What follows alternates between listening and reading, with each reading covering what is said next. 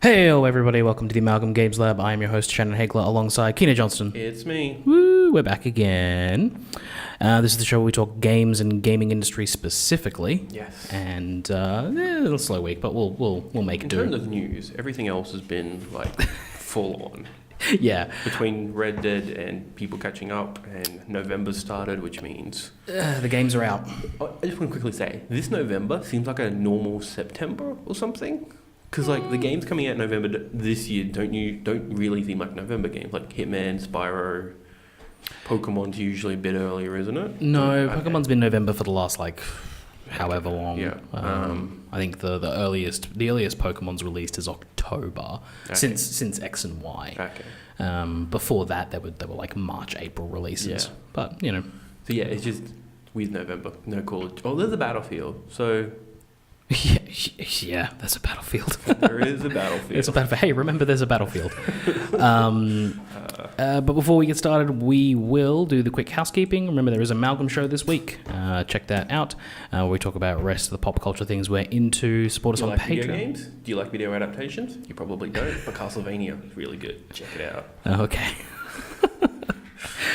Support us on Patreon at patreon.com/Amalgam Show, where you can listen to the Amalgam Archaeology series. We're going to do another one of those pretty soon. Yeah. Hope so. If you have any questions, please leave a comment below or email us at amalgamshow@gmail.com. If you enjoyed it, leave the like, leave the share, leave the subscribe. We're still recording? Yeah. Okay, we're good. Okay. I'm just paranoid. Keep going. All right. And we'll jump into it. Speaking of Pokemon. Oh, come on. Pokemon. The director, Junichi Masuda, will be stepping down. What's your opinion on this? You're a big Pokemon fan. My only take is what I've heard, so I'll regurgitate it. You've been the director for the longest time, so it'd be nice to get fresh blood in there. Absolutely. I think it'll be... it's interesting. When you have a game director who's been synonymous with a franchise which is legitimately the biggest media franchise in the history of the planet. Like it... Yeah. When you take into account the video games, the television show, the manga, the trading cards, and all the other paraphernalia that they do around it, the movies, all that kind of stuff, it is legitimately the biggest franchise I've on the been planet. thinking a lot lately about the Pokemon company in terms of like, this property is so big, it needed its own sub-company within a toys company. Like, Nintendo started off as a toys company, and it needed a second toy company to run just this to run one Pokemon. IP. Yep. And Like, it's crazy. It's a juggernaut, and he's been the head of it. The thing that I think will be very interesting is, so he's stepping down. I saw the headlines. I didn't catch the details. Is he stepping down after Let's Go He releases? said probably. That's the key word. So we'll see. The thing is, he's a Japanese director, and they're always like, "I'm probably leaving," and they never do. Yeah, So yeah, we'll see what happens there. Yeah. But if he's stepping down after Let's Go, my question would then be, Who's directing? who's going to be directing the next one, and whether or not is he directing, or has he had a hand in the Generation 8 game coming out next I wouldn't year? be surprised if he does have a hand in it, like consulting. Yeah, perhaps a consulting. But I guess my question is, whose influence is going to be seen more in that game? Will it feel like a Masuda Pokemon game, or will it feel much more like, will it feel new because it's a new director or something like that? The other thing is that he's been the primary force behind Pokemon for so long. So if you ever wonder why Pokemon always feels the same guy's been running it for 2 decades. Yeah. So that opens up possibilities. My concern with it would also be the video games effect. I guess the general IP effect of like when the original creator leaves, suddenly everyone's like, this shit, it's not like the old ones. Great. Pokemon's already gone through that. It's not Gen 1 of shit. They're going through it again, and the funny thing about Let's Go is, for me, ever since its announcement and since we've been learning more details about it and as we're getting closer to the release, is the weird like dichotomy in the fan base of like all these people who are like, Pokemon shit now, it used to be better, it was better back when it's old. Like, okay, fine. And then they come up with this game, which is the original 151, no abilities, back to basics, strip it all down, and they're like, this is shit, it's not hard enough. Like, fuck off. Yeah. Like, that's the exact It's that no-win scenario. Exactly. They can't appease both sides of the audience. So I'm hoping that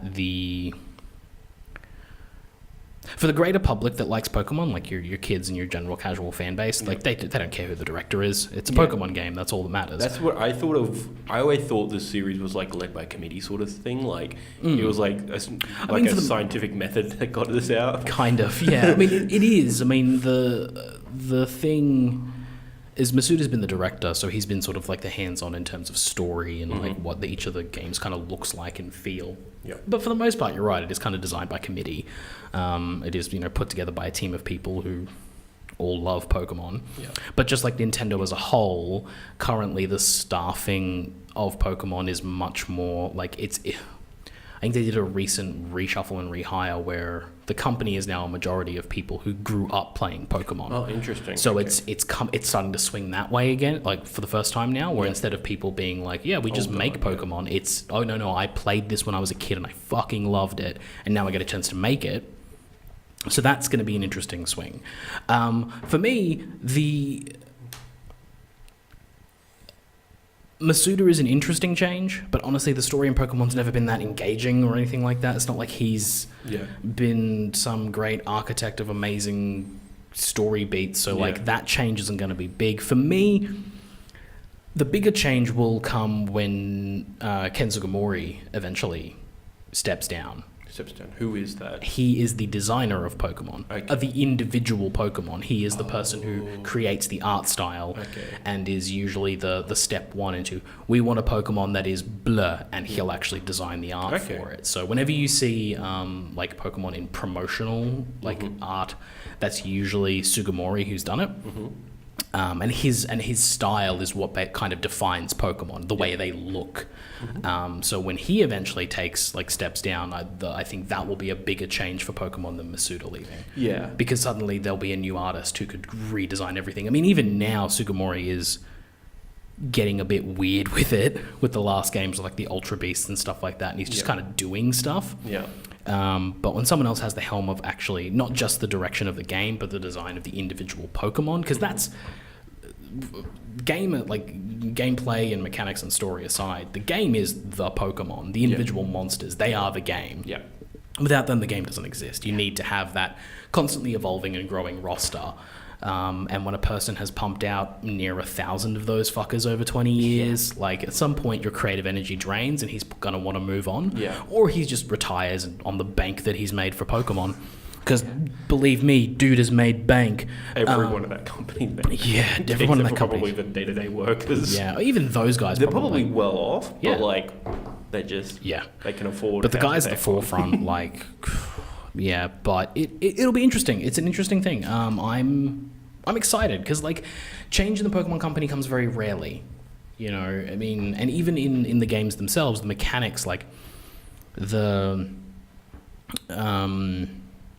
the HM system, which was in the game, is in the game for 6 generations. It took literally 20 years because it was on the 20th anniversary that Sun and Moon came out where they finally decided to pull that out.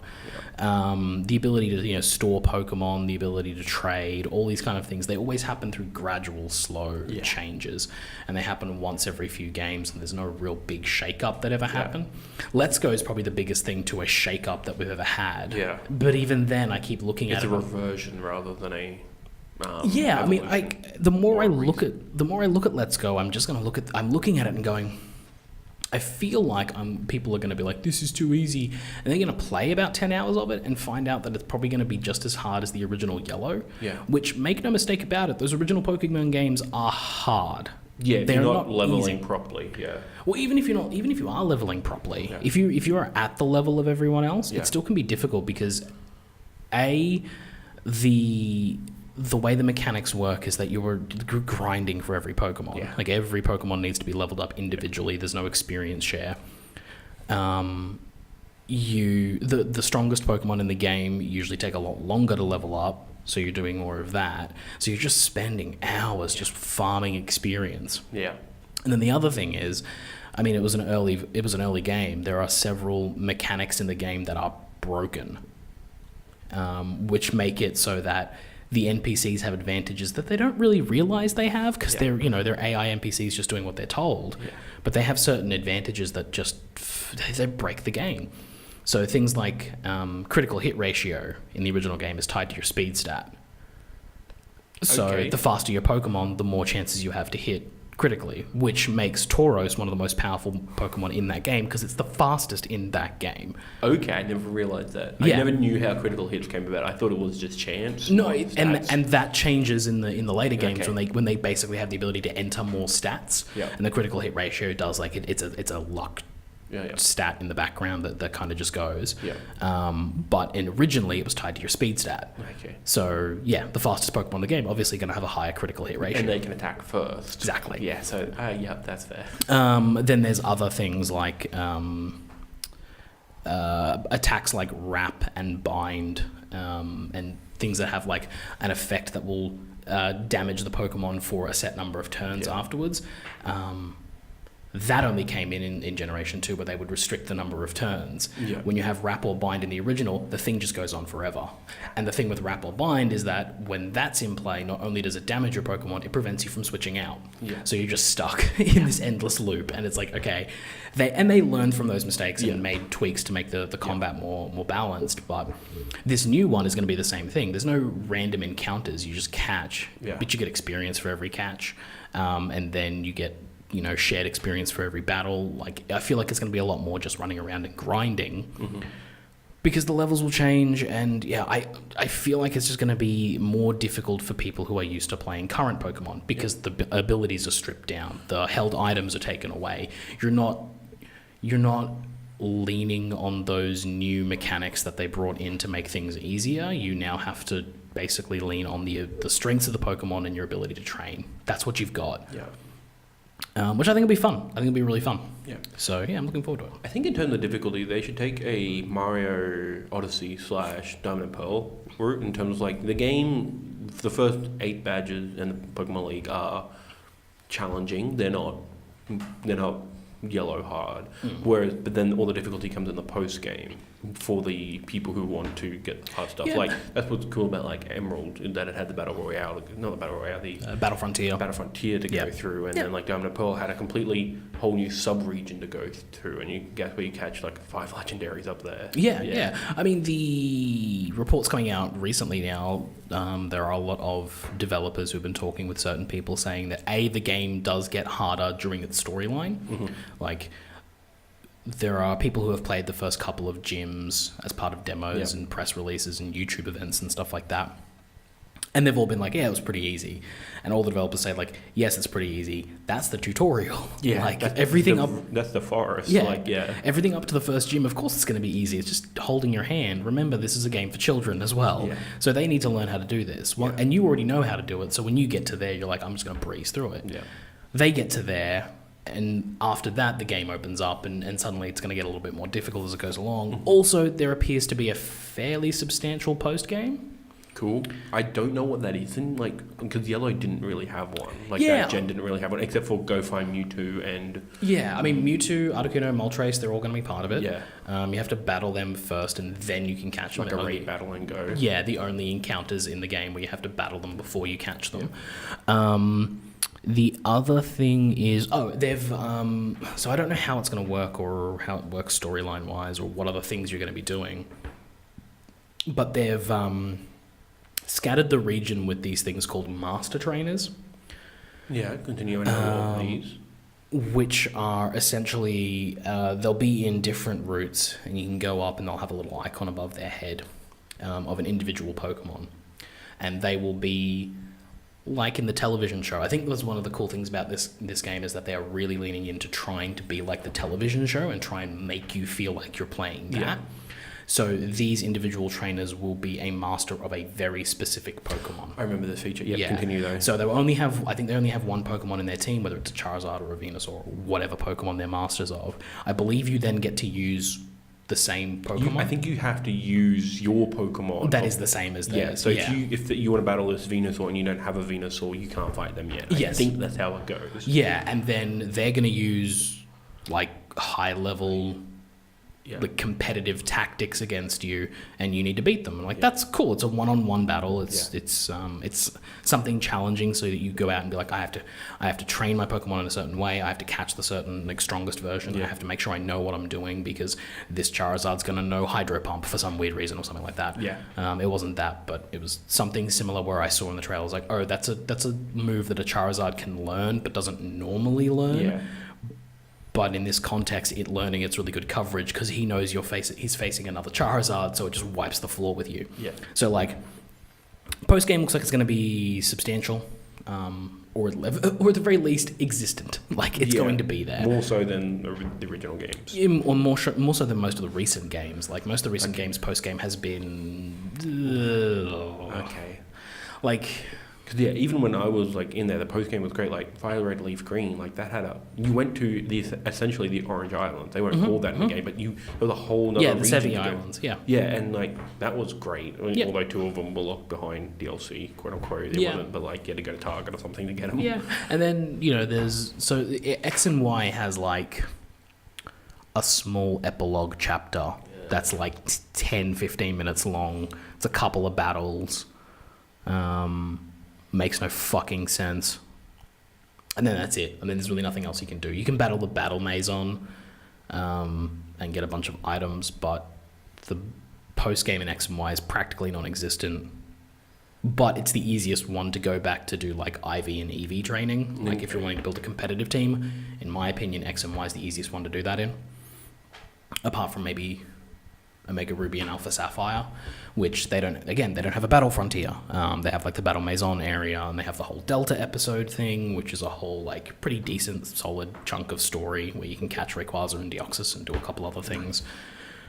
Sun and Moon has, again, it's a battle tree, which they keep doing the same fucking thing, and it's really frustrating. So I'm hoping they do something different in this one, which I think they will. But again, there's like a couple of side missions where it's like, oh, you get to battle the trial captains again, but instead of it being the weird trial, it's like they're actual Pokemon battles with the Pokemon teams, and it's kind of okay. And then Ultra Sun and Ultra Moon has like a similar thing, but like it's I feel Ultra would have been the good time to like expand on a post game. I mean, there's more stuff. The thing with the post game in Pokemon is that there's always stuff to do. I just don't have any reason to do it. Yeah, there's always a lack. Like it's never as urgent as like the main story, but it's still like the examples I think of like Platinum especially.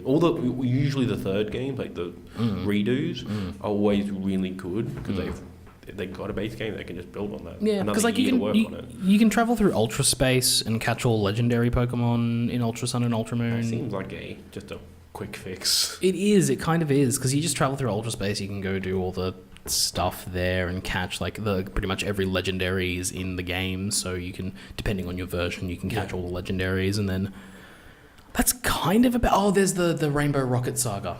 I'm gonna get roasted for not remembering that, which is actually pretty fucking good, where Giovanni comes back from a different dimension and is like, because the whole thing with Ultra Sun and Ultra Moon is that it plays with like multiverse theory, and it's like in every decision you make creates a new universe, and like there's a universe where Giovanni won and didn't, like won in Red and Blue. Yeah, like where Red basically doesn't defeat Giovanni and Team Rocket goes on to rule the world. And so he's that version of Giovanni like travels through the dimensions and comes to this one and is like, this is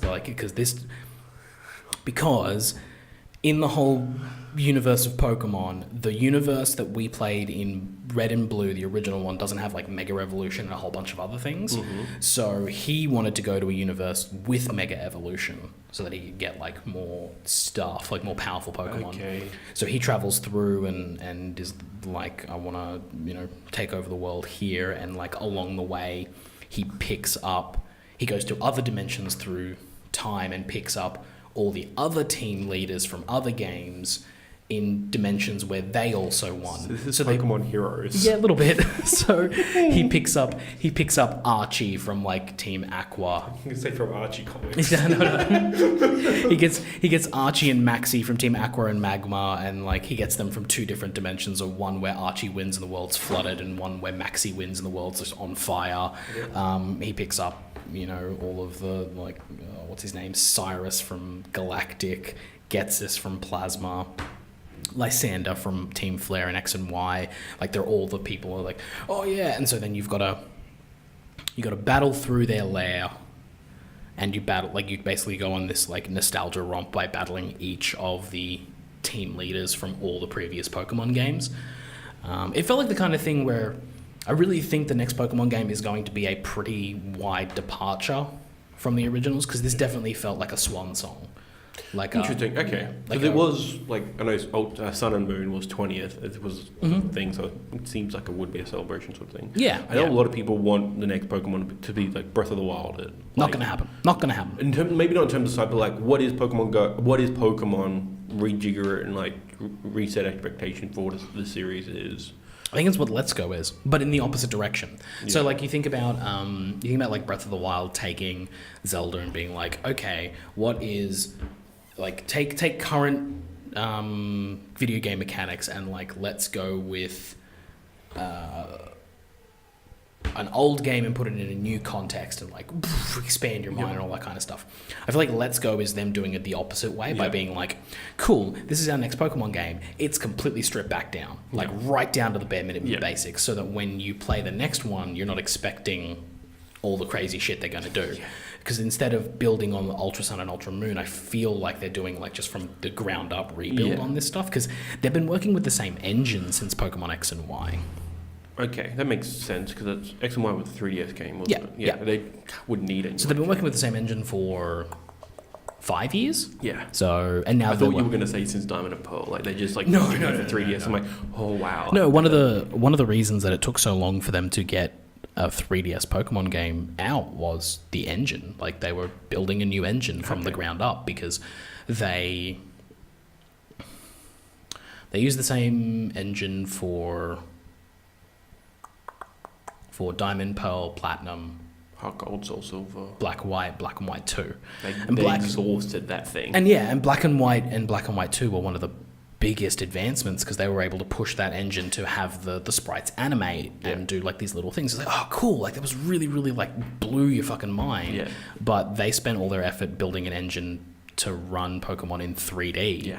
And the same thing again, they weren't going to like just let that sit. They really milked it. So I'm pretty sure that Let's Go is also running on the same engine, just rejiggered for the Switch. Okay. And like upscaled and all that kind of stuff. Because I think, oh boy, I might be pulling it out of my ass here, but I think all the animations for the Pokemon running, this I know, all the running animations for the Pokemon, like for following behind you and all that kind of stuff, all that's in Ultra Sun and Ultra Moon's coding, in Sun and Moon's coding. So they were building it in there, and I believe that all that they really did to the engine was basically upscale, make it HD. Yeah, is basically all that they needed to do to make it look the way it does, which it looks fucking gorgeous. Yeah, it's the best looking Pokemon game by a country mile. Yeah. But they've also, I think they've added more detail and stuff like that, which I think is why they've stuck to 151 and why they're going back to Red and Blue, is just like, let's get this right. Yeah. Like, visually, doing 800 of the fuckers just takes too long. So I think that's what they're doing. I think this is just a reset expectations. A, bring up a new fan base into it, but B, reset expectations of everyone of like, look, this is just going back to basics. What we do next time, you'll see. Like you'll see. Yeah. And I trust the Pokemon Company. I always have. Yeah. They still haven't delivered a bad game. They've delivered like okay Pokemon entries. Like, I think Sun and Moon are okay. I think Ultra Sun and Ultra Moon are better. Yeah. I think X and Y is good. I think it flounders in the back end. Like I said, there's no post game. Yeah. I think Omega Ruby and Alpha Sapphire are great. They're really good remakes. That's like the only thing that tips me towards like wanting to play an old like pre-Let's Go game. It's like Omega and Ultra even. Like, I'm like, I could, but I don't want to play it on my tiny 3D, because the Switch screen is so big, so nice. Yes, so lovely. I'm like, I would, at the most, I'd want to play it on a 3DS XL. I don't want to afford that money. This is the only way to really get it. I mean, the thing is, as we go closer and closer to the I mean, I wonder, because there's always been this thought of like, ooh, are they going to like port 3DS games to the Switch? I don't know. I don't think so. In terms of Pokemon, I don't think so. I want Ocarina and Majora's Mask 3D on the Switch. Yeah. I think that's an easy port, relatively. I mean, considering that the thing with Ocarina specifically was that they used the double screen to their advantage to make that thing more accessible, because it's a fucking shit show when you're working with one analog stick and all that kind of stuff. Yeah. So being able to change things on the fly using the touchscreen, like that was great. It would almost be like a demake, because you would be going back to only having one screen, and you have to go back to that control scheme problem. With you problem. Yes. A game that specific game was built around two screens, and then like apparently if you play it in handheld mode, it's fine, but as soon as you want to play it on your thing, like the motion controls do not work at all. And so there's a bunch of reasons that they won't, because Nintendo doesn't do ports. Well, Pokemon doesn't do ports. They do remakes. Pokemon specifically, I do. Yeah, they don't do ports. They do remakes. So if they're going to put something like a virtual console sort of thing, like Red and Blue did come to 3DS virtual. Yeah, but that was 10 years after they already 10 years after they already did the remake in Fire Red and Leaf Green. Like they only do the port when it hits them, because they knew that announcement for the virtual console stuff came in the 20th anniversary year. Okay. That was the thing where it was like, okay, Pokemon won't do it unless it makes bank. Yeah. And it'll make bank. Like if they port something in a year, big deal, 20th anniversary, we're releasing Sun and Moon at the end of the year. Yeah. Like, they will do it then. But they will be more likely to remake Diamond and Pearl, which are the next up to bat, before they do a port on something. But we'll see how they go. Yeah. What's next? What is this? Titanfall 3? Titanfall 3 and Star Wars Jedi Fallen Order may be out by 2019. Bullshit. I think Titanfall 3, perhaps. Titanfall 3 maybe, but Star Wars Jedi Fallen Order, sorry, I don't care. 2019? No, I think... They've got a name. That's all they've got. Yeah, like... I mean, hey, if they prove me wrong, more power to them, but fuck off. I don't want it to come out, because I don't want them to Titanfall 2 this, where Titanfall 2 came out between Battlefield and Call of Duty. What do you think EA's play is from here on the Star Wars license? Like, do you think they... not piss Disney off. Because they did that with Battlefront 2. They were like... They've proven... There were rumours about Disney's going to take away the license, which they have the power to do, but I think they wanted to honour their deal, their contract, which... I think Disney's well within their rights to just be like, you fucked up. Yeah. And I think everyone would be happier for it. Yeah. Like, including EA, because then EA doesn't have to do this... goddamn... I want... and as a question, I want Disney and Lucasfilm to do what Marvel's doing. Just take it to the best developer, not to a single publisher. Just like Insomniac was the best pick for Spider-Man. Well, they went to Insomniac. What game do you want? We want to do Spider-Man. Okay, cool. I don't know. Well, they went to Crystal. What do you want to make? What game do you want to make? Avengers. They're making an Avengers game. Who knows what that'll be? So here's the thing that baffles me when you're an EA executive and you are looking at the landscape of video games, and you're looking at the fact that you have the sole rights to the Star Wars franchise, the IP around that, and you can make video games for that and no one else can right now. At least as far as I can tell, that's the deal. Yeah. I don't think anyone else is allowed to do that stuff. No. It's their studio, so even if you see like a digital demo, it's like, the VR demos and stuff like that, I think they're mostly made by like Criterion and stuff like that. Things like that. Even the mobile game come out of EA. Yeah. When you're looking at that and you're looking at how to capitalize on this and A, get some goodwill out of it, and B, make bank, how do you not look at what the last 2 years have brought Sony with God of War, with Horizon Zero Dawn, with Spider-Man, and go, oh, right, single player game. Like, how does that not translate? Because I think, remember when they cancelled Visceral's game and how that was going to be a single player game? Yeah. They looked at it and they're like, this was turning out to be a single player game. And like, fuckers, that was your goal, that was their goal, like, and we want a single player game. And same with that might have been the same game, the Amy Hennig game. Yeah, that was the same. Like, that was the thing, and like that's why that fizzled out. And and Amy Hennig's game was going to be Uncharted in space, like Star Wars 1313. We're never going to get Star Wars in space, which is all we fucking want. It's like, it's an easy thing. Uncharted 4, one of the best PS4 sellers. I think, back to my point, when they made that decision, Horizon had just come out, and that was the big success, but that was one. Now, by the end of 2018, when who knows where Fallen Order's at, in terms of its development, they've only now seen, so to course correct now, they wouldn't be able to get it out. I would argue that Sony's been doing this for a little bit longer than that, exactly, though. But like in terms of like, hey, we're Sony, we have the biggest dick in single player gaming, and we're making all the fucking money. They haven't seen that until Spider-Man, like the culmination of that. Like, before you're right, Uncharted 4 before that, Bloodborne before that. Knack. Yeah, and sorry, but why are you going to bring up Knack? But also, I think this starts like late in the PS3 generation when they bank on Last of Us. Yeah. When Sony goes, okay, you know what we can do? This. Yeah. And I think that's because it's like the Last of Us is like the dying gasp of the PS3 before we move into the PS4. It's like the last big tentpole release. Yeah. And you can kind of see in that moment Sony going, oh, we know what we can do.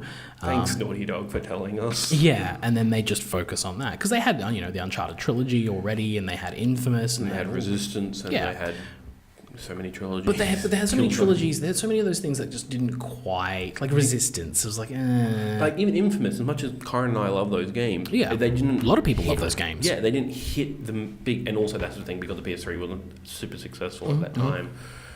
Infamous 2 came out when the PSN died. So Sony was in bad PR at the time. But yeah, stuff like that. But they've always that's why I got a PS3. That's why I got a PS4, because of the single player games.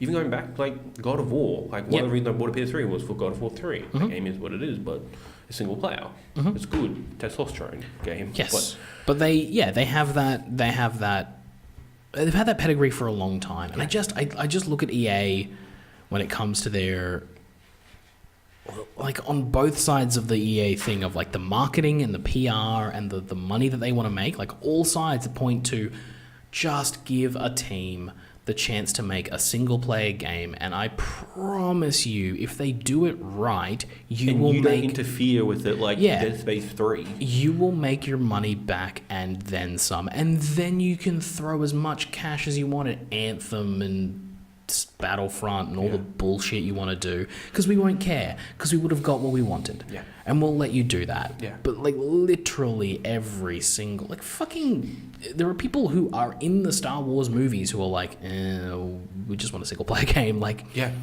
Boyega is like, I finally get to play a single player game in Battlefront 2, and I don't know what that story's like. I've heard it's mixed to best, but mediocre at best.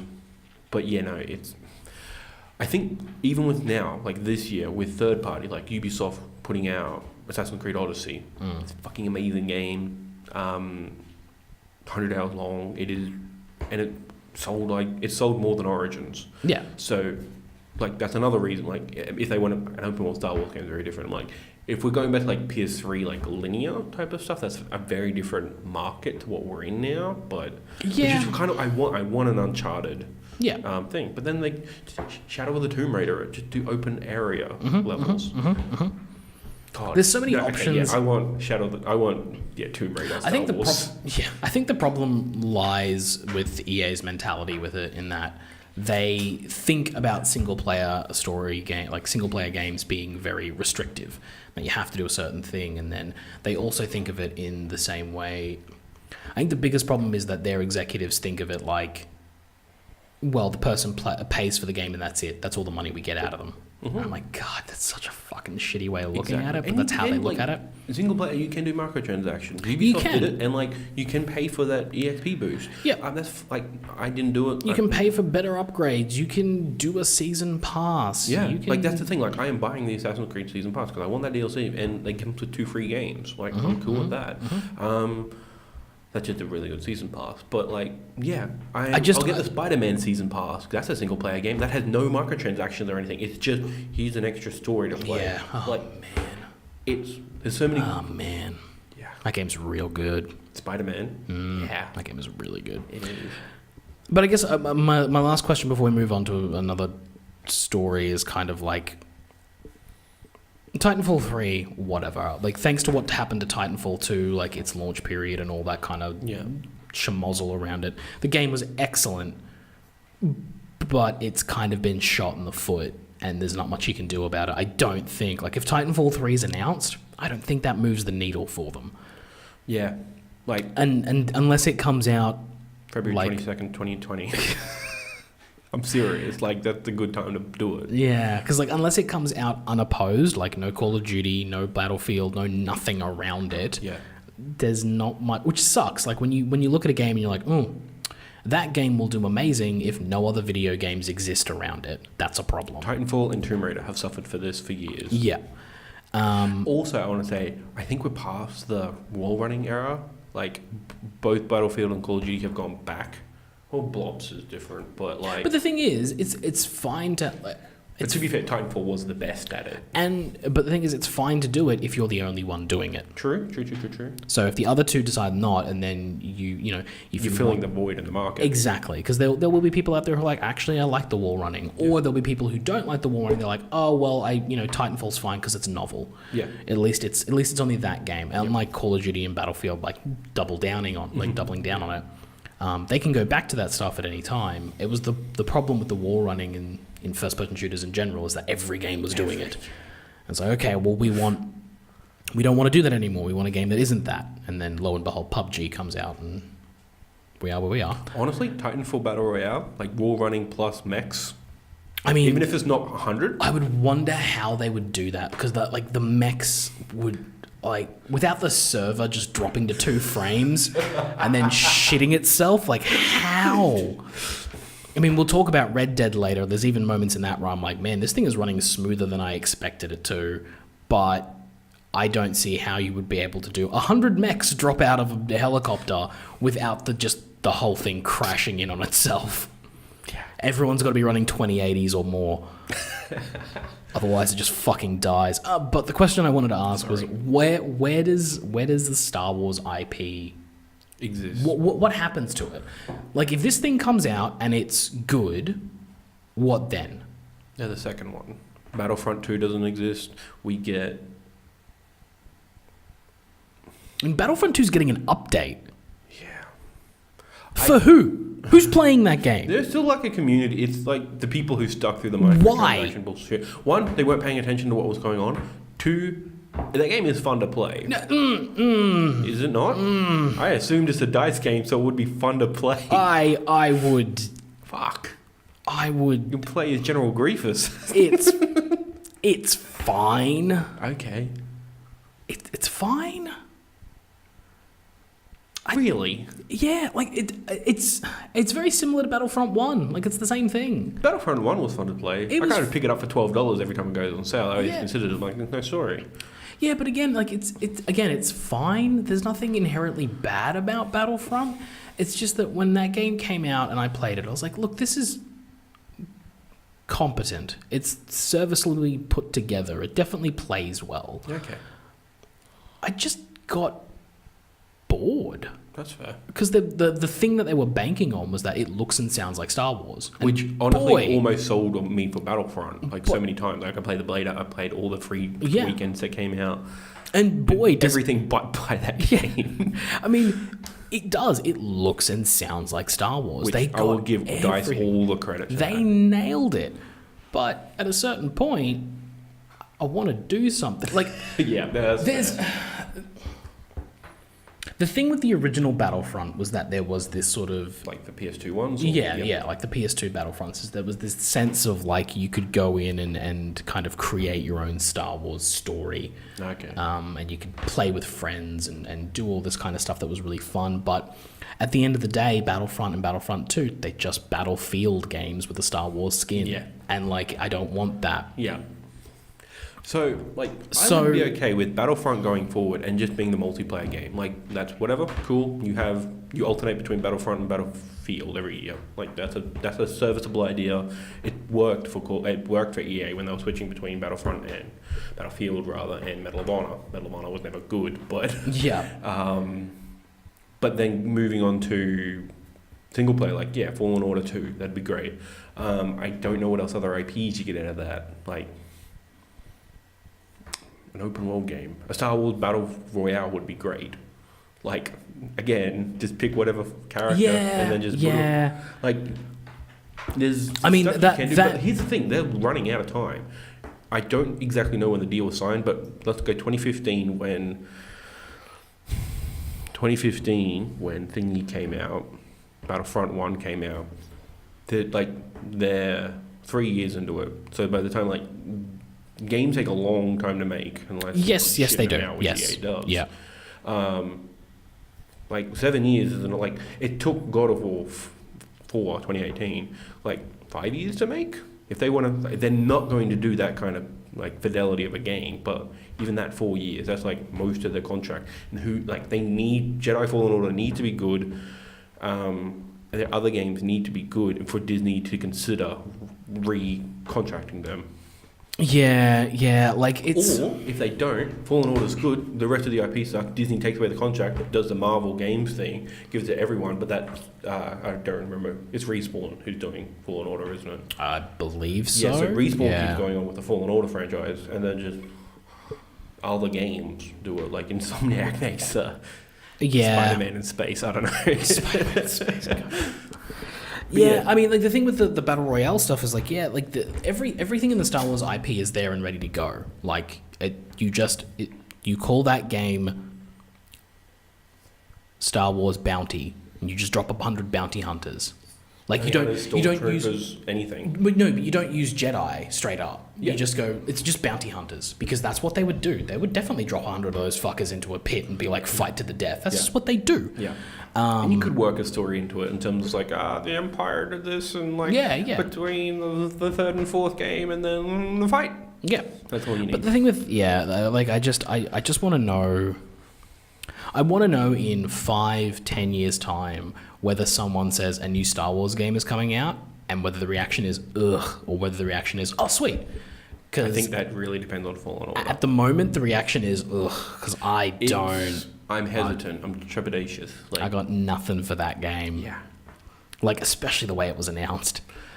Go listen to our E3 coverage on the EA press conference, because that was a fucking shit show. The best part of that announcement was when Andrew Renee had to like sit through that. I'm like, this is a weird way to announce a game, but we're doing it because I'm getting paid by EA to do a thing. But yeah, that's God, yeah. What a goddamn nightmare.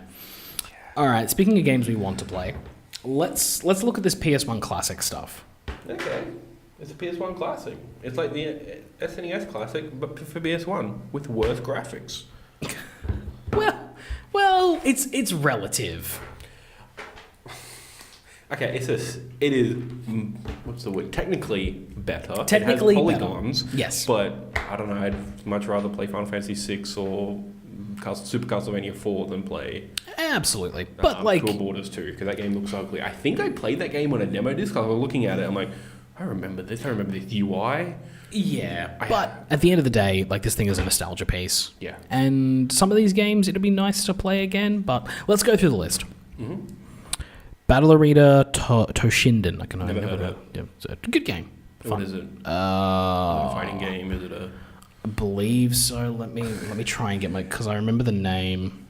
I honestly don't know what it is. I remember playing this when I was a kid. My PS1, like, what would be perfect for me, my PS1 nostalgia is I have the PS1, I have 1 or 2 games, and then I have 3 or 4 demo discs. Like, I lived on the PS1 through demo discs.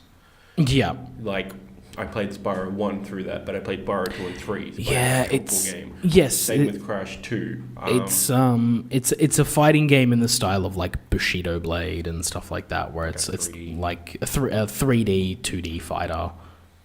Like fighters. Like 3D, but 3D polygons, but on a 2D plane. So it's Dragon Ball Fighters. But more like Tekken, like a Tekken style. Tekken's 3D, isn't it? Yeah, but you don't have like because it's only a D-pad, so it's not like 3D where you can move an analog stick around and have them running around. It's they're standing like that way, and then there's like 8 planes you can move to. So So yeah. Okay, I see how that works. And then it's weapon fighting, so swords and pole arms and things like that. It was alright. It was okay. The Soul Calibur prequel. Kind of, yeah. Cool Borders 2. Again, I remember the UI. I think it was fun, but I think I also might get it confused with like other games where you go downhill, like Downhill Domination, SSX, yeah, etc. I mean, those kind of games were like just synonymous with the time. Anything that had a board, extreme, like extreme like sports, X Games. snowboarding, skateboarding, all that kind of anything boarding. It was all over. So yeah, sure, why not? Boarding. No, that's a bit later. That's this PS2 era. Destruction Derby. Yeah, sure. The cars blow up. It's great. It's it's a Destruction Derby game, but also there's some racing. Okay, so it's a PS1 version of Burnout Paradise. Not quite. No. It's more like a PS1 version of like, what was that game? Onrush from earlier this year. Yeah. Yes. That Final Fantasy VII Remake's finally coming out. Oh my god. Fuck. So Final Fantasy VII, for the 47th different way you can play. Final Fantasy VII is almost like RE at this point, where you can like play it on every platform. Yeah. And then you will be able to play it on every platform by like, because that's like, actually I think we buried the lead on that thing like from a few weeks ago when they're doing the Final Fantasies on Switch. Those are also coming to the Xbox. Yeah. Yeah. I think, I was more excited to play them on the Switch. Same. I think everyone was. But then, like, if you look at the thing, it's like, also coming on Xbox. Because it was announced during a Direct, and then, like, the press releases afterward, and Xbox. Yeah, like, okay, cool. Like, all those Final Fantasy games will be released on Xbox. Yeah. Which, for, like, 7, 9, like, that, okay, whatever. Yeah. But, like, 12 and 10, that's a big deal, because, like, those were... those were the PS2 games, those were PlayStation games. Direct competition with the original Xbox kind of stuff. Like, that's crazy. But, but also they'll be on, like, 7 will be on this little mini box, along with the original Grand Theft Auto. This is where we start getting into the common conversation of why isn't it the second one? It's better. You played the old GTA games. Yeah. I didn't know what they were good because the second game, all we had was the cover, and it was GTA 2. And I was 5 and I couldn't read. The only thing I knew about that game was you could fart, and we drove the fire trucks around. Yes. And just fucking smashed everything, and you like watered down pedestrian. When my brother got into like GTA 3 and San Andreas, it took us the longest time to realise that they were the same franchise. Yes, yeah. When I realised it when I was like 15, I'm like, holy fuck. Yeah, they have evolved exponentially. The thing with this, and I think every game on this list, where because there's a few games on here that people are like, well, why isn't it 2? I think the thing that people are missing, and the question you have to ask yourself when you're compiling this list of games is this the PlayStation Classic the best games from the PlayStation, or is this the PlayStation Classic the anthology of like is this a best of, or is it a time capsule? That is the question that you really need to ask. Because with your time capsule, how do you, like, for GTA 1 versus GTA 2, or Twisted Metal versus Twisted Metal 2, like, how does... It's just like, why would you... So, if this is meant to be the best of, straight off the bat, then of course, you pick the second iteration every time. If this is just a time capsule from this one, because my bet is that they release a new version of this... I honestly don't know, because Sony has come out and said there is no post-launch plans for this. No, of course not. But, like, of course not, that could mean anything. But my bet is they would release either, there's one or two ways they can do this, a second version, which is not just, because this is the PSX. This is the PlayStation original. This is what this is shrunk down, which I saw a funny tweet, which was they did a thing of like, it's 45% smaller, and then someone tweeted, with 97% less game. Rough. But then they also released the PS1, which was already a smaller version of that. I bet they do one of those, possibly. Maybe. With like with a list of like new versions of games, like upgraded versions of these, With or a whatever. DualShock and Ape Escape. Yes, DualShock and Ape Escape. Or they just release a peripheral in like a 12 months time that is like another box that's like $50 and it's just a DualShock controller with a card in it that you insert into the thing and like, oh yeah, it's 20 extra games. Yeah. Plus a DualShock that will work with these games as well. Yeah. Something like that. Maybe. But the thing is, like, from I'm trying to think, like, with the time capsule like side of things, from like a standpoint in my mind of like, if I wanted to see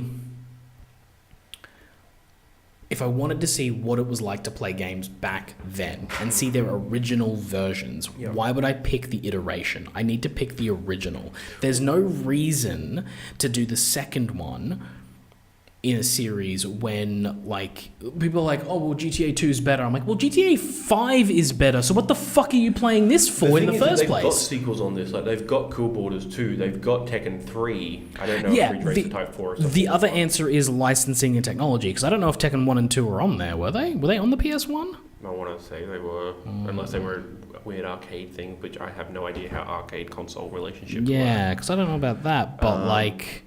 Yeah, because the other thing is licensing. Licensing is always going to kick these things in the arse. There's a reason there's no. We'll keep going through the list, but there's a reason there's some games not on here. So Grand Theft Auto, Intelligent Cube. Haven't heard of it. It's a puzzle game. It's fine. Cool. Yep. Jumping Flash. Heard of it? Never played it. People seem excited about it. The original Metal Gear Solid.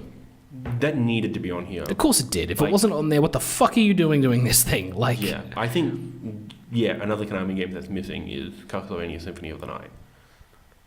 Yeah. No. Mr. Driller. Again, haven't heard of it. Oh, really? Yeah. Again. I haven't heard of most of these things. Oddworld, Abe's Odyssey. That's a fun game. Again, on a demo, it is fast a lot. And then, like, fucking hard because, like, jumping in that game is weird. This one I didn't think was, like, this one I saw and was like, oh, right, yeah, of course, Rayman. Rayman, yeah. Of course. Everybody loves Rayman. Yeah. We like the 1,000th podcast to make that joke. Like the 8,000. I love it. It's great. Resident Evil Director's Cut. Again, the one that needed to be on there. Like, if you're going to put a game on there, Resident Evil has to be on there. And then, like, to your thing, like, why Resident Evil 2? Well, there's the second remake coming out. Well, RE2 remake is coming out, and then, like, no one cares about Nemesis. Yeah, and that's the other thing, is you don't re-release a game that you are currently or have announced to be remaking because you're taking money away from both of them at that point. Final Fantasy VII bucks that. But also that game's never coming out. But that's Square Enix. They're an exception to every rule. Yes. Like, video game studios don't make movies. They've made 3 of them now. Oh, God fucking damn it. What was the other thing I wanted to say?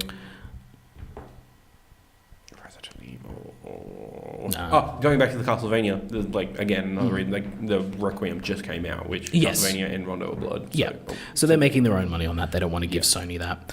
Revelations Persona, the first Persona game. This feels a little bit more like they put that on there because Persona 4 and Persona 5 have been really popular over here. But then everything I've heard, Persona 1, the Persona fandom doesn't care about it. It's weird, it's janky. Yeah. It's not a good JRPG at the time. But this is the kind of thing that would time make... capsule. Like, this is the kind of thing where I would look at and go, like, I might pick this thing up to play Persona to see what the fuck that thing is.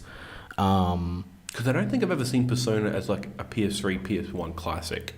Like, I don't think I've ever seen it like that little icon. Because, I scrolled through that menu a lot. Yeah. Revelations Persona. Yeah, it's there. Yeah. Ridge Racer Type 4. Ridge Racer, of course. Ridge Racer. And this is the thing that kind of is exception to what I'm thinking of. Like, if there's going to be a Ridge Racer on there, they've gone with the best one because they want to like the latest one because they want to show off what Ridge Racer became rather than what it was. Yeah. Super Puzzle Fighter 2 Turbo. I don't know. I thought I keep reading it as like Super Street Fighter. Yeah, I'm like, okay, Street Fighter 2 is a good game. Turbo sounds better. Like, no, doesn't come out to like 360 gen, I think. Siphon Filter.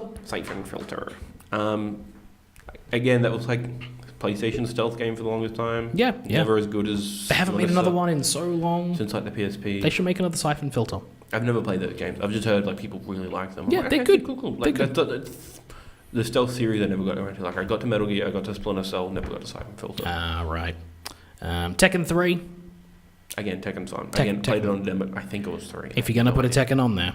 Yeah. Tom Clancy's Rainbow Six. It's just the weirdest one. Because, yeah, Siege is real popular at the moment. Yeah. But then no one, like, when you think of PlayStation 1, you're like, yeah, Tom Clancy's Rainbow Six. These other ones I can think of, they're either launch games or, like, weird, like, cute, niche games. That's Yeah, like esoteric stuff. Rainbow Six was like it's sold, no one has nostalgia for it. Well, few people have nostalgia for it. Yeah. There's I don't other know. games with like there's other military games on the PS1 that like, would be more. But again, this and then the last. Is this the last one on the list? I think. This is another one. No. Okay. So then last two are Twisted Metal and Wild Arms. Another JRPG. Yeah, Twisted Metal, absolutely. Wild Arms, I've never played. Wild Arms. A lot of people love that as a JRPG. Okay. Some people think it's the best PlayStation 1 JRPG. Wow. You could probably do a PS1 Classic, that PS1 Classic JRPG edition. Yeah, because you could just that. Yeah. Final Fantasy Tactics. Oh my god. But like, you know, apart from the like, is this a time capsule? Is this a best of debate? The other thing is like this. Just like once you get to, I think as soon as I saw Tom Clancy's Rainbow Six on there, I was like, this is a licensing thing. Like they literally just grabbed what they could. Because licensing. There's no Gran Turismo. There's no. I mean, people who thought that Gran Turismo was going to be on here are fucking retarded. And, like, the other thing of skateboarding. Tony Hawk. Thanks. I'm like, take it easy there. You know, like the Tony Hawk does. The Tony Hawk dance. Yeah. He's down with Mr. Hawk. God. But, yeah, like, I knew that game was never going to be on this. But, yeah. Yeah, I mean... Gran Turismo, like... Yeah. I mean, Gran Turismo has enough time nowadays, let alone getting their old shit back. Yeah. Yeah. But I have never been one for the mini classic things. I understand the reason for them existing. Like, I got my SNES Classic for a purely practical reason. Like I didn't like the emulators on the PC that I was trying to get and play these games. I'm like, I'm actually going to get a proper controller, a system that can run, and like the only game I think's missing from it is Chrono Trigger. I'll play that another way somehow. Like the PC port's apparently fixed. Okay. So I might get around to that one day. Yeah. But other than that, like those games are classics and iconic. Like I do want to get to them, like Link to the Past, Super Metroid, Castlevania 4, Mario RPG, etc. These games I could take them or leave them for the most part. Metal Gear is like one of my favorite games of all time. Yeah, but it doesn't hold up. It does not hold up. But I did play that in 2010. And like I do think that is a masterpiece of a game. Like even when I played that at that time, it is like. But that was my first Delta It's game. good. It's real good. But its control scheme is just it's archaic. Yeah. Like we're gonna get into control schemes soon, and that's why I wish Konami was a good company, because I want them to release. I want them to like Yakuza Kiwami this or Resident Evil 2 remake Metal Gear Solid. Yeah. Like no one likes Twin Snakes apparently. I've heard so many mixed things about it. Like, the most mixed thing is that like it makes every boss fight easy. You can just aim down the sight, bang, bang, bang. Yeah.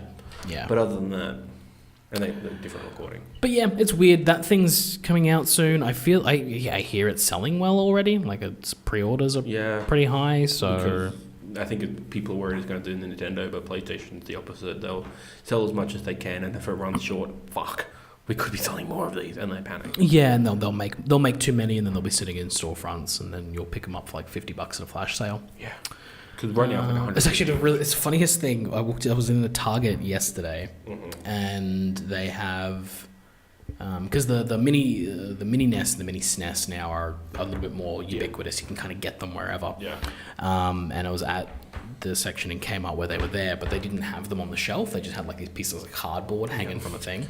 But the funny thing was, like, they were just putting the cardboard there because the security reasons. Let's not steal that. Yeah. But right next to it was just the full in-box Sega Mega Drive Classic, because they don't give a fuck about those. No one does. Please take everything them. Everything that's not Nintendo or Sony seem to be doing, like, let's put as many of these things on there as possible. Like, I know the Atari ones, like, got all of them. The C64s, like, banked.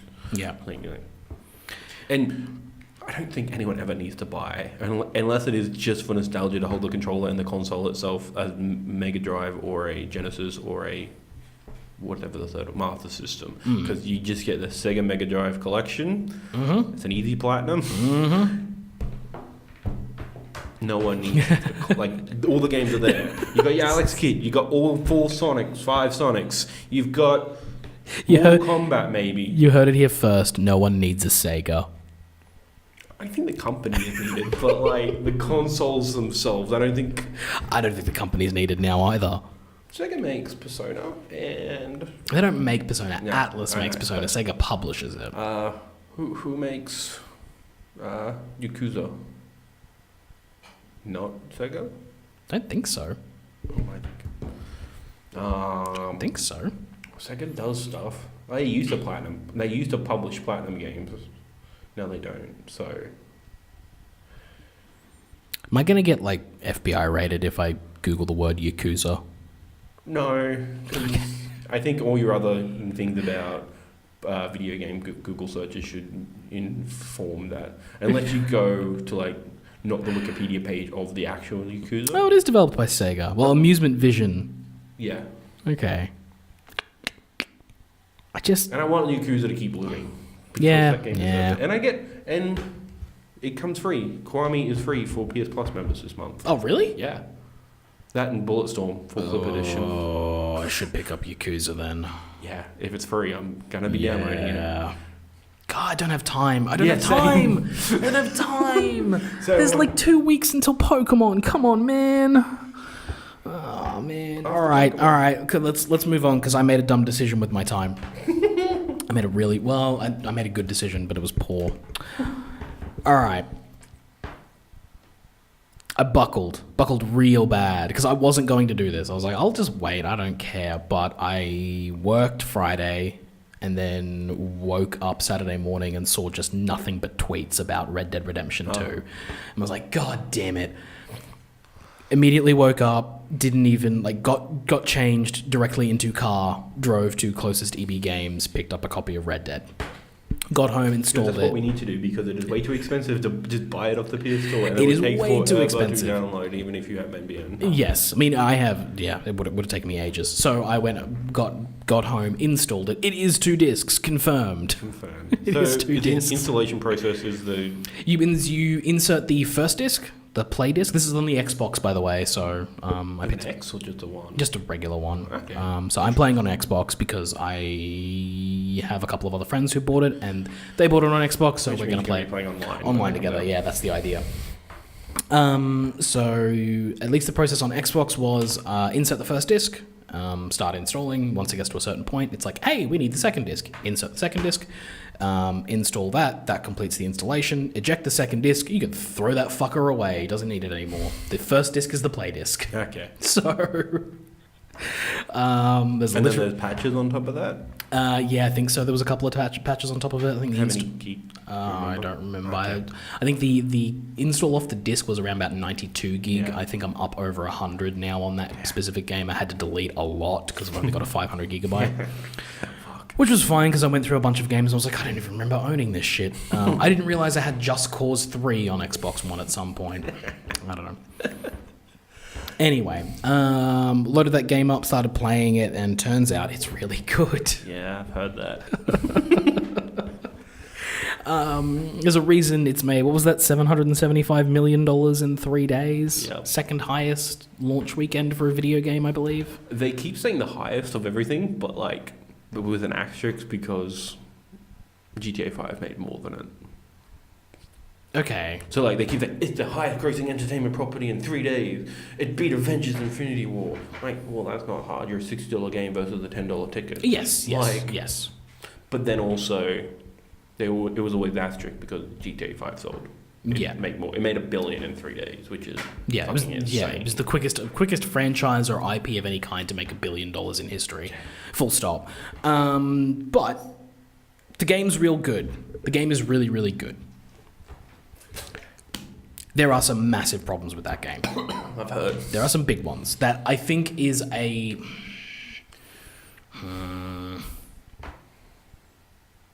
how do I put this? I think it's a 9, not a 10. Yeah, that's the thing I've seen. I've seen the Metacritics are 96 or something ridiculous. I just don't think the Metacritic is actually accurate. Yeah, I just don't think so. Because I think a lot of people are Well, it depends on the scale. Like, I know IGN's is the masterpiece. Like, that's what their 10 mean. Would you say it's a masterpiece? Or would you say it's amazing? No, because there's nothing... Okay, so I think the thing that makes me say that no, it's not a masterpiece is there's nothing in that game that I haven't seen in another game before. Mm-hmm. They've done everything better than any other game has before. Maybe, but like at the end... like So here's the thing. It's a massive open world game that works, that is... it's buggy and janky in an open world game is, but honestly, so far, I haven't run into much. Yeah. Like, I've been surprised at how well this thing runs. Like, it's stable. You've got, like, quote-unquote, the worst console. Yes, I've got the worst console to be possibly playing it on, and it's running fine. Yeah. I haven't had too many frame rate dips, if any at all, that I can remember. I guess that comes from the fact that most of it's been installed to the fucking console, so it's running it off the hard drive anyway. Yeah. But that seems fine. I mean, for the most part, when I input something happens. The problem with the control scheme is more of the way it's designed, less than whether or not it works. It works. It's just... I'll get to it later. Yeah. But there's nothing here that's inherently... At least that I can't really think off the top of my head that's inherently unique to the game. You know, like NPCs move around. That's like a Fallout thing. You know, they've done that before. The interactions with individual characters. We've had RPGs and open world games do this before. Yeah. The consequences. Do you think it's doing it the best way possible? Because that's like my argument with God of War. It's not doing anything new. It's doing everything nearly perfectly, and that's the thing. No, and that's my is my issue. Is that I think it's doing I think, and I'm gonna need more time with the game to really figure it out. How long have you spent with it? About 10 to 20 hours, somewhere in the middle there, maybe 15. Yeah. I played a little bit of the story. The thing with it is that there's so much to do that I've played not much of the story, because as soon as I got dropped in the open world, it's actually one of the few games where I actually went, I'm just going to do stuff. Yeah. I want to be a cowboy. Yeah. And it's fun. It is a lot of fun to, like, me and a lot of other people that I've been talking to about who's been playing it. A lot of the stuff that people have done is just like, they got to a certain point and they said, fuck it. I'm going to grab my camping gear and I'm just going to go into the Grizzlies, which is the mountainous area, for a week. Yeah. Like a week of in-game time, and just like camp and hunt and live off the land. Yeah, and just be like, ugh. And it was like, and it's one of the most satisfying experiences to just have your horse and just like roam around the mountains, and then like, you know, oh shit, I'm injured. Oh, I need to go hunt, and like, you know, you're not feeling too well, and you're shooting, you're making clothes out of bear skin and fucking just eating rabbits, and it's just it's really good. And there's a lot of that stuff that's awesome, but there's so much of it, and I think that's where everyone so far has gotten blinded by it. Like, there's just so much of it. I'm like, yeah, but there's so much of it, that's just... My problem so far with the game is that it is a really, really good simulation, and it does a really good job of trying to immerse you in a world that they've created. Yep. So much so that when it breaks, it completely breaks any immersion that I have in it. And I'm like, this is just a fucking video game. Yeah. And they get so close to having it perfect. But then there are things that break it entirely, where I will get a mission from someone. Yep. And because I've gotten a mission from them, they know me. Yep. So when I walk into town, a very specific example for me. Yep. There's a guy at the very start of the game. There was a lot of stranger missions around the area, which I believe is something they did in the original Red Dead. That sounds familiar. Yeah, where basically there are main story missions, then there are kind of side quests that named characters from your posse, group, band, outlaws, whatever, they'll give you. And then there's the stranger missions, which is you just wander through the open world, and a little dot will appear on your mini-map, and then you'll look towards the dot, and then there's someone like, help me, or hey, how you doing? Like, they'll just, say something, and then you can go to them and they'll do like a little mini story beat. There's one early on where a guy is trying to write a biography about a shooter. Spoilers, by the way. I'm going to spoil this one story section. Well, not really. You'll figure it out. Yeah. He's trying to write this biography about a gunslinger, but he can't get any info out of him. And so you're charged with going and finding 4 other gunslingers who are known to have been around this gunslinger and might know some stories about him. So you get that and you go, and I went up into the plot of Citizen Kane. A little bit, yeah. Sorry, continue. I went up into the mountains to go find one, murdered his ass, which was really frustrating because I was like, because I thought I was going to go to each of these people and it was going to be like a sit down. And then Arthur would write in his journal. Or like I'd be like, hey, I want to know information about blah blah because I forgot his name, but I want to know information about him, and the person would be like, that guy, and then you get to sit down and hear a story. No, I run into this camp and other problems with the game. I run into this camp. I don't run. I put my horse. There's like a frozen lake. I put my horse on one side. I walk over to the other side. I'm like, I'm not going to charge him with a horse. I'm going to try and be, civil about it. Walk across the frozen ice. Get to the people there, and I greet them, and they're like, "Hey, we don't want none of your kind around here." They appear to be Native American or Latino, something. Not white. Can't really tell, honestly, because the game's not great at that. Who would have thought a game made by British people would not care about people of colour? So I go up, and I'm like, hey, I'm just looking for this person. And immediately they start shooting at me. Jesus Christ. And they're like, we don't want any of your kind. They start shooting me, and then I die. Checkpointing in the game is real good. Oh, good. Really, because that's my really problem with Assassin's Creed, is that I'm so used to that Ubisoft game saving every thing you do that because of the mode, I think because I'm on exploration mode, it doesn't save as much as it used to, so I have to make a lot of manual saves, which is really annoying. No, the checkpointing is really, really That's good. It doesn't ever have like an icon that is like, oh, we're saving now, because they're pretty much the UI in this thing is really stripped down. Okay. So there's no icon that tells you when they're saving, but it checkpoints really well of like you want to basically hit the button that says restart from checkpoint, and basically I loaded up on the other side of the frozen lake, like ready to go. Yeah. It's like, okay, cool. How long does it take to load back up? Like a while? 30 seconds, 30, horrible. 45. Like it's long. Standard for a big game. Yeah, longer than you would like, not too long. Yeah. Not like Bloodborne long, where it was like a minute 30 to reload. No, nowhere near that long. But it can be. If you are doing the same thing a few times, which I did with this scenario, it can be a little bit annoying. I'm like, God damn it, I don't want to do this anymore. Yep. So I go up a couple of times. Same thing happens every time. I say like, hey, I just want to talk to this person. They start shooting at me. All right. Go up to them, hold the options. This time I select antagonize, which basically makes me go, paraphrasing, oi, fuckers, fuck you. I don't want to, the reaction to that is, oh yeah, no, he's over there.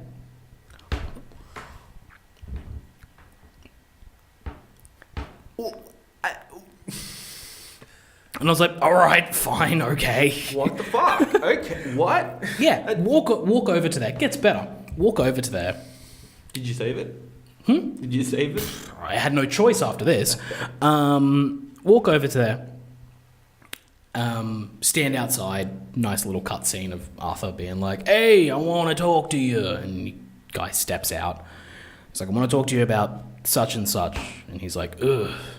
And then it immediately throws me into the gunslinging duel minigame, which I couldn't figure out. I can never figure out that in Redemption 1. It took me like 3 tries. Eventually, I murder this guy. Then I take a selfie with him.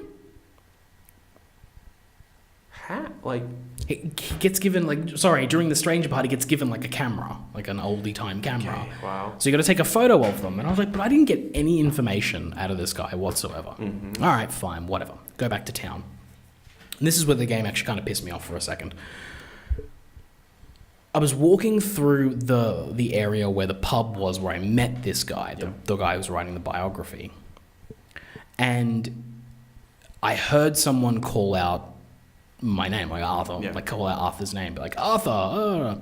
I turn around, and there's a guy just stumbling out of the pub, obviously drunk, in a fist fight with another guy.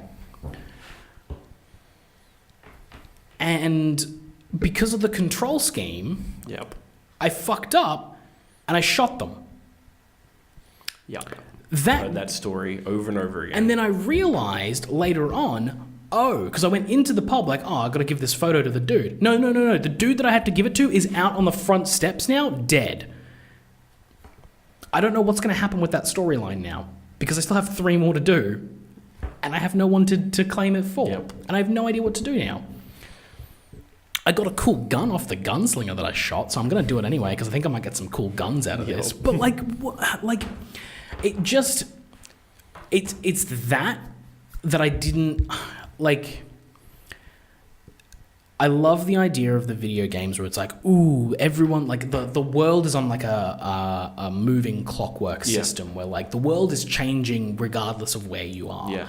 So things will happen and you just deal with it and flow with it. I like the idea of that. But the problem I had with this part was that I had talked to a guy about doing a thing for him, but he still had a clockwork system running in the background. So he ended up confronting me in the street and I shot his head off.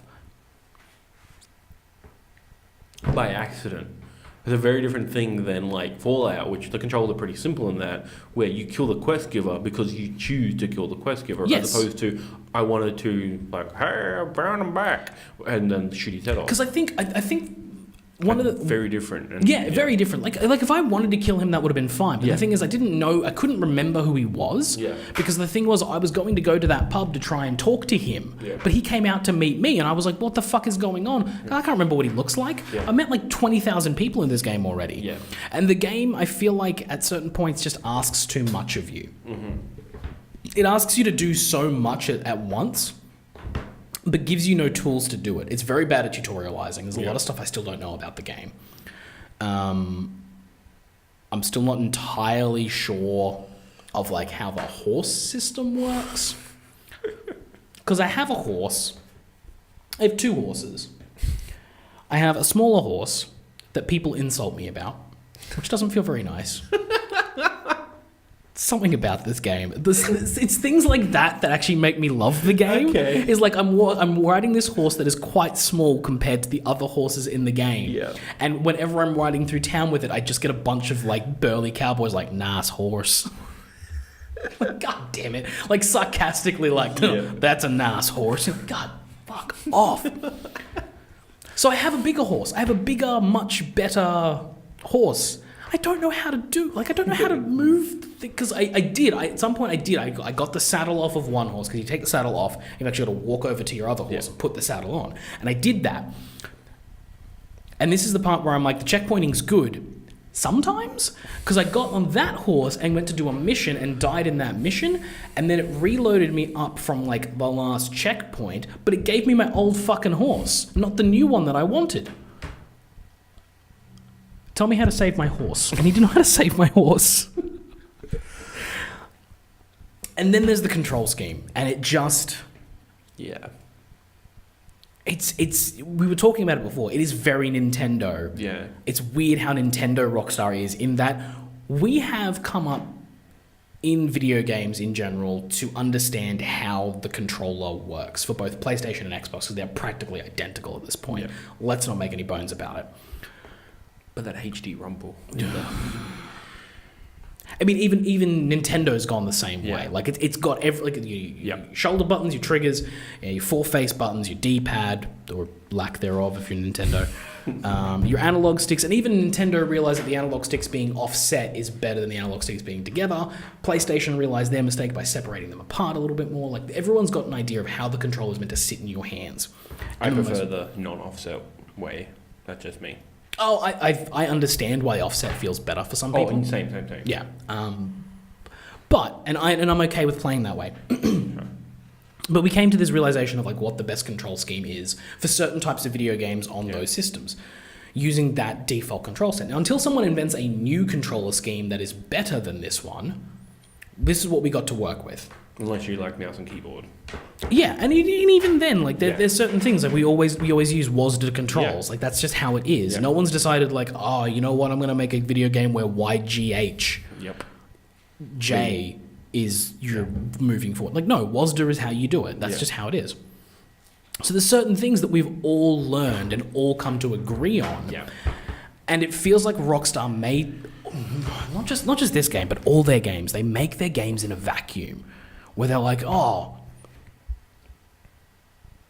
how do we make a person run? There is an accessibility option for that, I've heard. If you go into the option accessibility... Yeah, you get to hold A instead of tap it. That's better. Like, I play Assassin's Creed, holding X, even though that doesn't do anything, I'm just used a habit out of the old Assassin's Creed game. It's better, but like I still prefer the old Assassin's Creed thing of like hold the trigger for action. Yeah. When it was like you push the analog stick, he's walking, you hold the trigger and push the analog stick, he like moves a little bit faster because you're doing something, and then you hold the X button down and that's your sprint button. Yeah. They just eventually condensed that to being like hold the trigger to sprint. Yeah. And we all figured that out. Like, because it basically translates like you have car mechanics, and we figured out at a certain point that holding down X to accelerate just sucks. Especially when we invented triggers. Exactly. Yeah. So move the accelerate button to the trigger button. It makes sense, right? Because it's even like with a car accelerator where you are pushing down to make the car go faster, you can push down and have that analog control to it as well. It makes perfect sense. Except for Mario Kart. Yeah, but Mario Kart's not a driving game. It's a kart racer and it's different. Yeah. I mean, even they came up with the whole like accessibility option of like you don't even hold the A button; it auto accelerates. Yeah, exactly. So fuck it.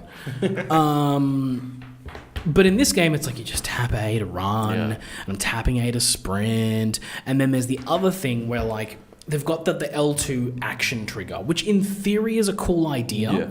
But it just convolutes the controller so much. So essentially, L2 is your interaction button. What would normally just be A in every other game, or X if you're using a PlayStation controller, is the L2 button. That's how you interact with everything. You hold L2, options will pop up for talking to a person, shooting a person, talking to a dog, pat the horse, grab the stagecoach, pick up the skin the thing. Like all of the options come up when you hold L2 against it. And then you select your options there. The problem is that none of them are consistent. Depending on who you're talking to or what you're doing, they'll change. Okay. And so what it feels like, the only way I can describe it is that you've got your base controls. And when you hit L2, a subset of controls happens. Which is what Assassin's Creed was. You had high profile, low profile, and they would do different things. The problem is that the subset keeps going. There's like layers of controls, and it depends on what you're doing. Like if you're riding a horse, holding L2 does a totally different set of things than it does if you're standing on the ground. Holding L2 in the city does a completely different thing than what holding L2 does in the woods. Even if you're on foot. Yeah. Okay. Because it depends on what you're doing. Like it's all context sensitive. Like the whole game is context sensitive. Because like there's a certain town storyline wise where you strike a deal with them and you can't take your gun out. Mm-hmm. So when you're in that town and you hold L2, there's no option to pull your gun out and shoot. Yeah. You have to talk in some sort of way. But if I go to a different town and I hold L2, I can shoot everyone in the fucking face. I can murder that entire town if I don't get caught before I fit. So the whole game is context sensitive using that L2 button, and it just feels like when I hit the L2 button and I look at the options, the entire controller changes, and I've got to like relearn this whole other control set. Then added on top of that is that the game is so up its own arse trying to be as realistic and as immersive as possible that it doesn't give you time. Everything happens in real time. The only pause you have is either opening up the weapons menu or using your Deadeye. Yeah. But if you're in the middle of a conversation, you hold L2 and you want to like take your time to think about the response, nuh-uh, you don't hit that response quick enough, they'll just shoot you in the face. Like you're done. So you don't even get the chance to really like chew on the world and feel it out when you're interacting with NPCs. If you're just out in the world on your own, wolves, deers, with your horse, the game is fine. That is where it shines, is when you're just doing your own thing. Yeah. When you are interacting with NPCs who seem to have their own set of clockwork stuff to do, that clashes with your own goals, it suddenly becomes the most video game thing ever. And it just breaks a little bit. You're like, well, it's just a video game.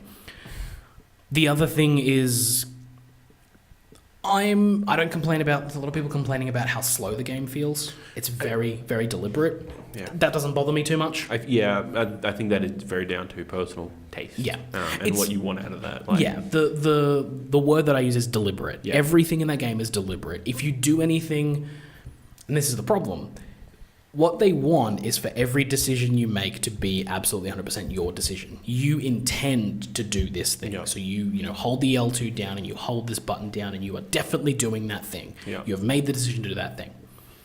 The problem is because a lot of the other controls are so weird and out of you often just mistakenly hit a button and end up blowing someone's face off. But it's things like... a lot of people, and I'm going to start doing it soon because I think it's driving me nuts, is like when you're in interiors, a lot of people are switching to first person because this thing comes with the first person view that GTA has, like out of the bat. That's very Bethesda of them. Yes. What I would... How do you switch? It's one of the select start buttons. Okay, yeah, it's one of those. I can't remember which one. It's either... I think Skyrim's like one of the triggers. You just click it in and it changes. Like, that's what I like about the game. It's whatever you want it to be. It's the two squares, like not the three lines. It's the two squares. I was assuming that on the PlayStation it would be the touchpad. Yeah, because that's usually what they use for. Touchpad's something different. It doesn't bring up your map because you need to hold in options to do that. I don't know. It might be. And there are just so. Touchpad cinematic mode. That's what I've heard. Oh, yeah, that's because that's the camera angle. Cool. So you go in the first person. Yeah, that's the thing. So if you tap that button, it changes your camera angle. So it goes from third person to high angle third person to cinematic mode, and then back into first person, then back to third person. Yep. So it goes through those stages. If you hold in that button, it turns it into cinematic. Yep. From wherever you are. Yeah, permanent cinematic. Cool, which is also janky as fuck. I've heard great things about. It looks good, but the problem is that sometimes the game will kick it into cinematic mode on its own behest if it's a story beat that it wants to show you a cinematic mode of. So it'll do that on its own. When you do it, you know the thing in video games where it can be weird, where like you need to figure out whether or not the controls are like from your perspective or from the character's perspective.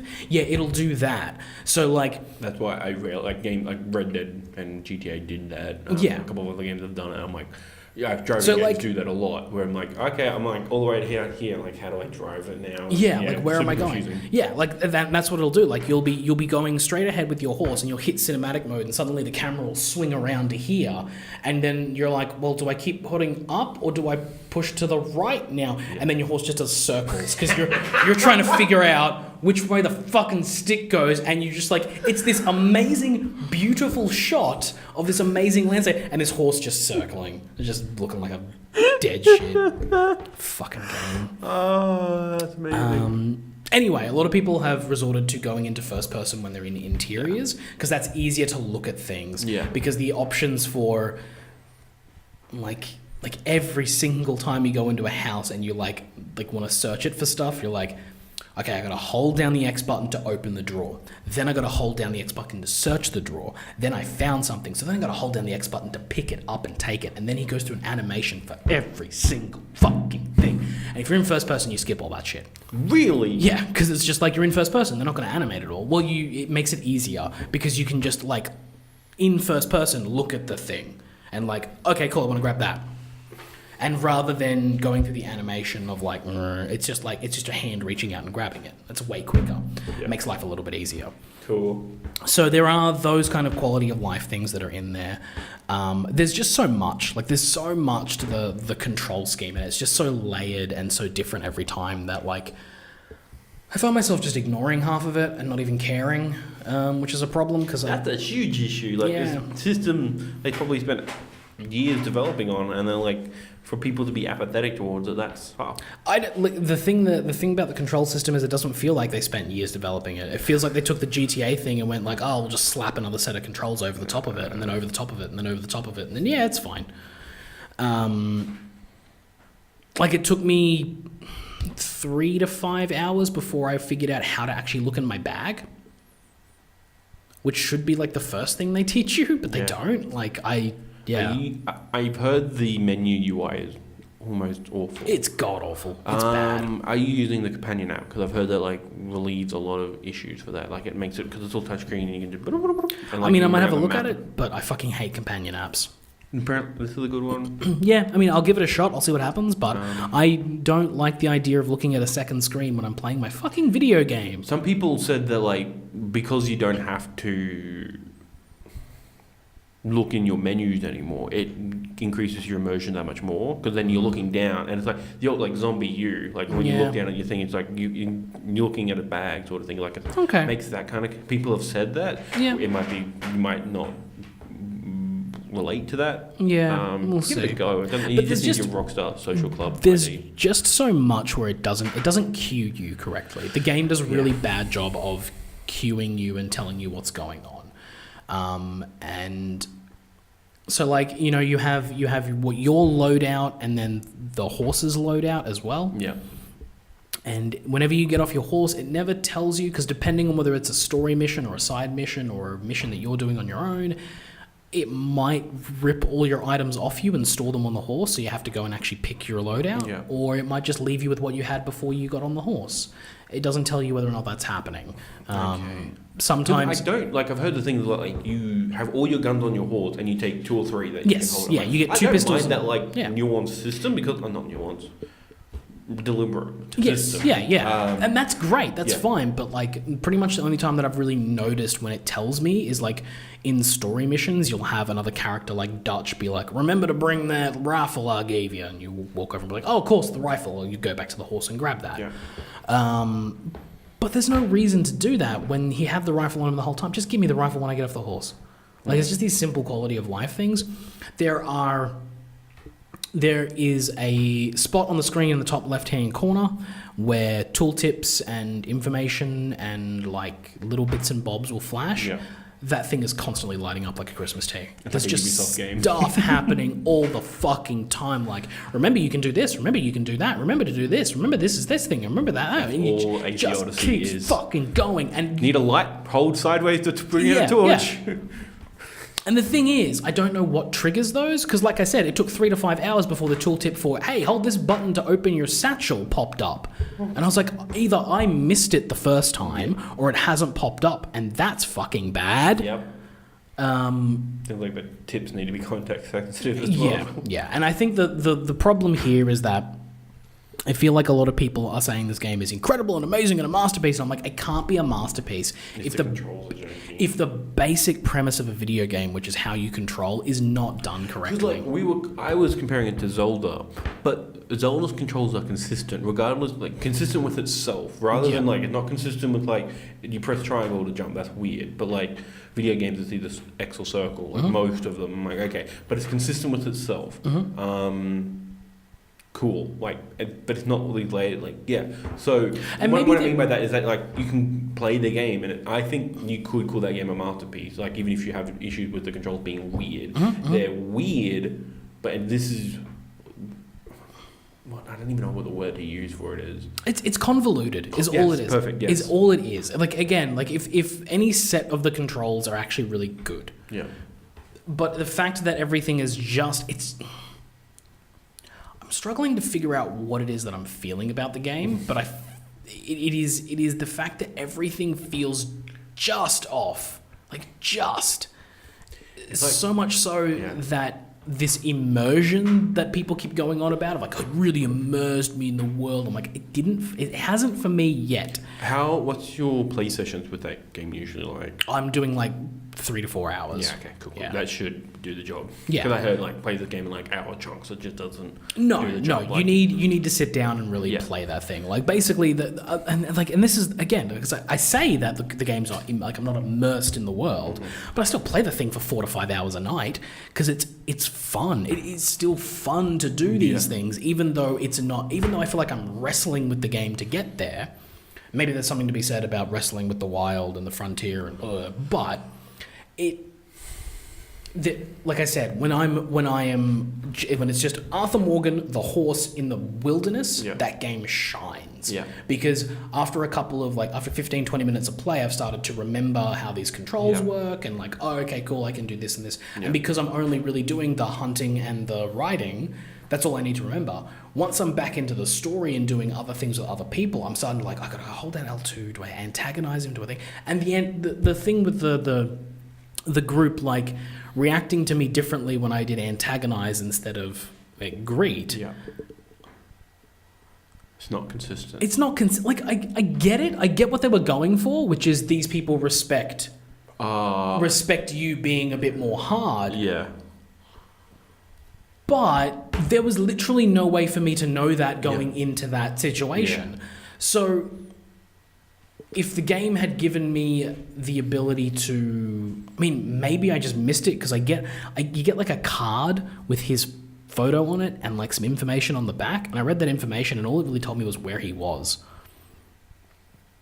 So maybe if I had thought about that harder, I would have been like, oh yes, that means I need to antagonize these people instead of greet them. But there's nothing there that sticks out to me as like an information. They respect authority or something. Yeah, or something like that, or like sternness or anything like that. There was just nothing. I just rode up on the guys and got shot at, and only because, and that was what I'm saying, like, it felt too video gamey at that point, where I was just like, well, what if I try this instead? Like, what if I just try the other option and see what happens? Yeah, it's fuck. Yeah. Yeah, and it's like, oh, okay, now that got me through the level. It's like, wait a second. If this game is meant to be as open world, as immersive as it is, why would I, like, I couldn't figure out a scenario because it was just me on my own, and this camp has about 7 or 8 guys, all with guns at the ready. I couldn't figure out a scenario where I was going to win that.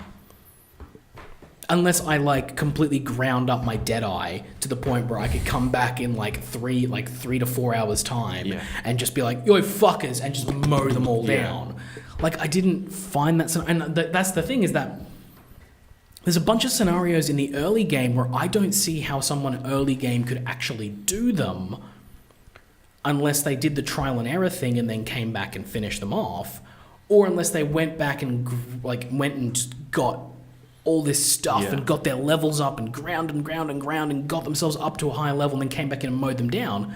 And both of that's way too video gamey for me, for a game that's meant to be immersive and like I should be able to do anything.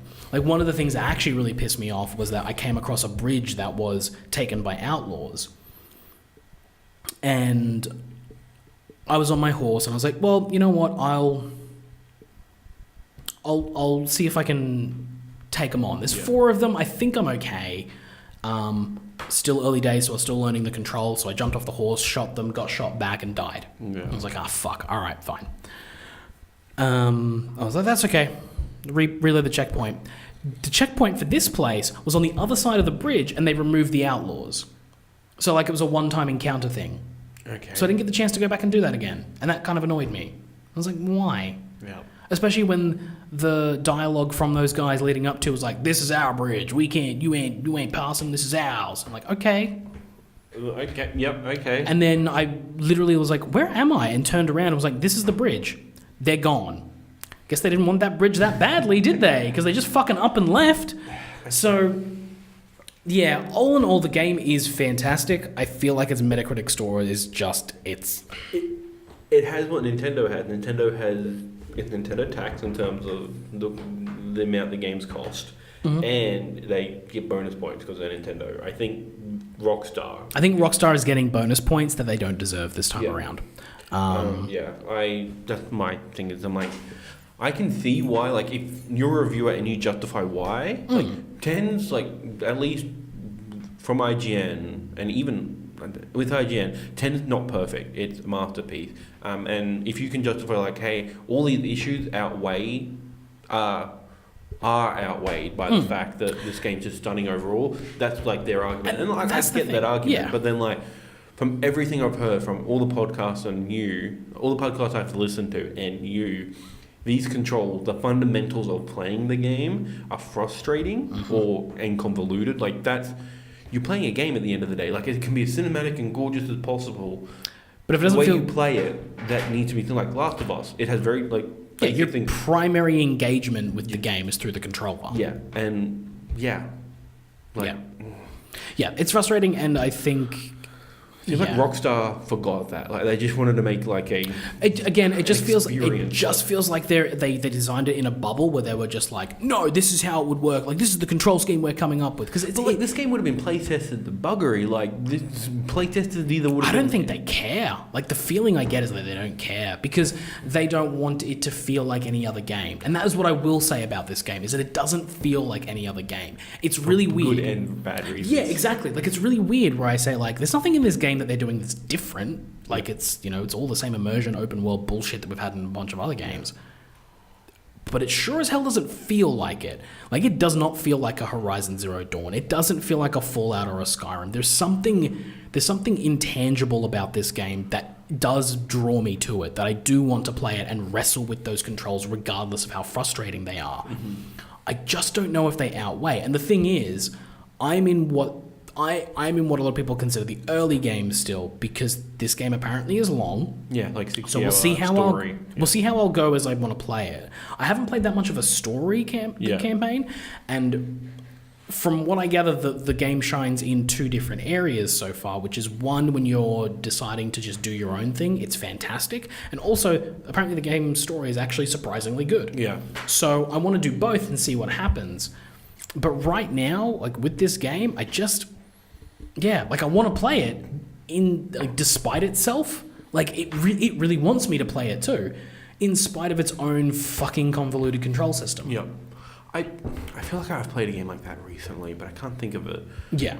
I played a lot of Assassin's Creed. There are certain things about that I do despite itself, but I can't think of any games that I've played recently.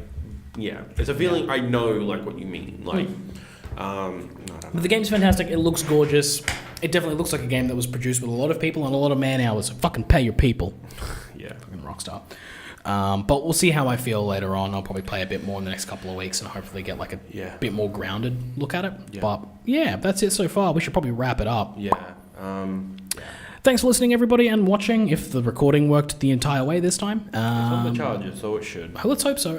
If you liked us, leave us that like, share, and subscribe. Check us at Patreon at patreon.com/amalgam show, or email us at amalgamshow@gmail.com. We will also, see you. Check out the Castlevania video I made. I saw that. Watch Castlevania Season 2 first, and then I redid the music on that fight scene. It was fun. Just slapped easy quick edit because I really like that song now. Yeah. Bloody tears. Thanks for listening. We will see you around maybe next week, but probably in a fortnight. Bye. Bye.